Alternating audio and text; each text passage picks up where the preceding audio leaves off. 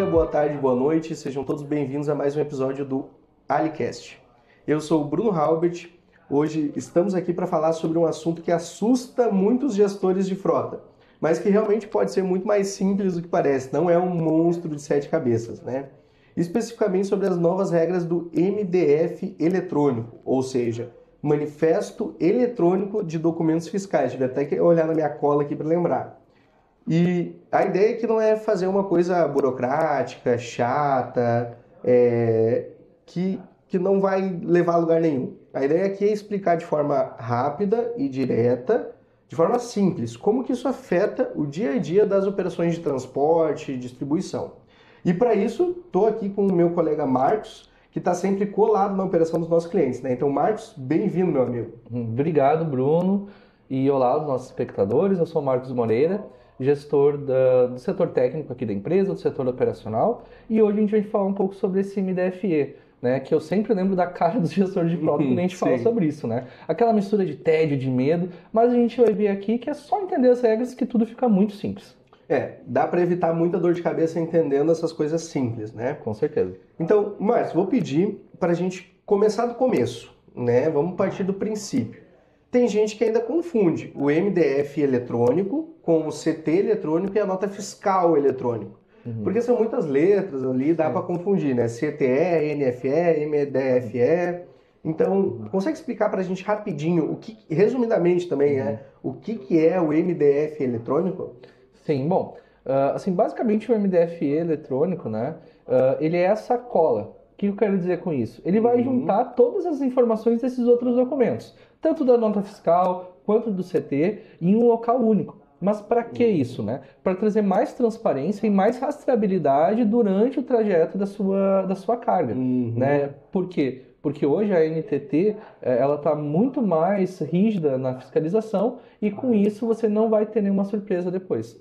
Então seria, de forma mais prática, seria um documento para garantir que todas as informações estão corretas. Exatamente. Essa cola que junta tanto o conhecimento de transporte, a nota fiscal, junto para ter mais uma conferência em relação àquilo que está sendo transportado. Exatamente isso, Bruno. É esse documento que vai integrar todos os outros, né, em um local único. Legal. Então, sem esse manifesto eletrônico atualizado, realmente a operação trava. E imagino que o risco de multa seja muito grande. Exatamente. Multas eu acho que talvez seja o menor dos problemas, né? O menor dos problemas. Sim, porque como eu mencionei, a NTT hoje ela intensificou muito mais essa fiscalização com relação às cargas e às rodovias, né? Então, como eu falei, a multa é o menor dos problemas. A gente está falando aqui de ter o seu veículo retido. Ah, o veículo pode ficar retido caso esse documento não esteja atualizado também. Exatamente. Interessante, interessante. E de forma prática, assim, indo direto ao ponto, né, Marcos? A pergunta que todo mundo quer saber e que os nossos espectadores estão aqui hoje. O que muda efetivamente agora? De forma resumida, né? De forma direta. Então, vamos falar sobre 3 tópicos, né? Que eu acho que vai embarcar todos os outros, né? Porque, basicamente, a NTT ela ficou rígida em 3 principais aspectos, né? Que são a atualização em tempo real, um maior cruzamento de dados e uma fiscalização eletrônica ampliada. Por quê? Porque agora é obrigatório transmitir quase que de maneira instantânea todos esses eventos que vão acontecer dentro da tua frota, né? Ao passo de que a Receita Federal e a NTT está muito mais rígida, buscando inconsistências nesses documentos, né? E também nas rodovias, nas estradas, já existem sistemas de leitura automática, né, que vão conseguir fazer essa conferência mesmo sem a necessidade de uma intervenção física no veículo. Ou seja, o fiscal não precisa parar o veículo para fazer essa conferência. Não mais. Agora esses olhos eles estão em todos os lugares mesmo. Então, às vezes, o motorista pode estar dirigindo e mesmo sem parar num fiscal, sem parar num posto de conferência, acaba podendo gerar uma multa ou até uma retenção do veículo em relação a isso. Exatamente isso, exatamente isso. Então, agora a gente vê que já acabou aquele momento de empurrar com a barriga, né? Não tem mais isso. Esses documentos precisam estar redondos antes da viagem começar.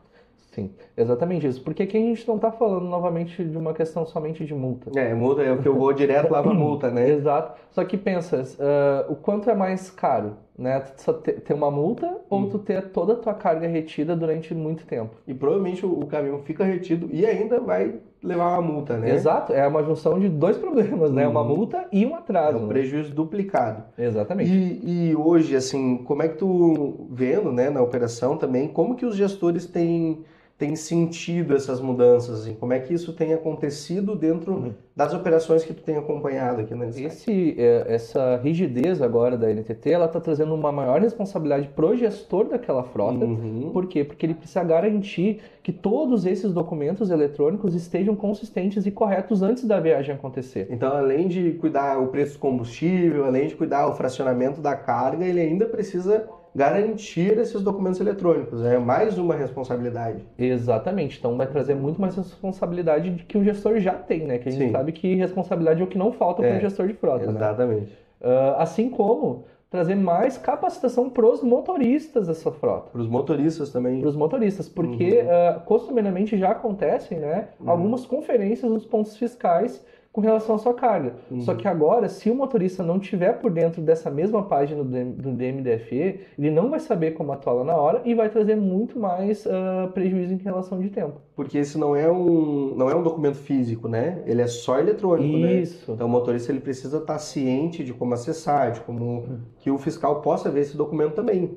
Exatamente, porque o MDFE, diferente de alguns outros documentos, como a ANF, por exemplo, ele é totalmente digital. Tanto a geração dele quanto o armazenamento dele. Não é nada em papel, o papel já está obsoleto. Não adianta o motorista levar uma papelada no veículo que ele vai continuar sendo eletrônico digital, no caso. Exatamente. O que me leva para o terceiro ponto, que é a tecnologia hoje no nosso meio é indispensável. Né? Já passou o tempo de conferência em planilha física, preencher manualmente documento? Não, isso tudo já não existe mais, né?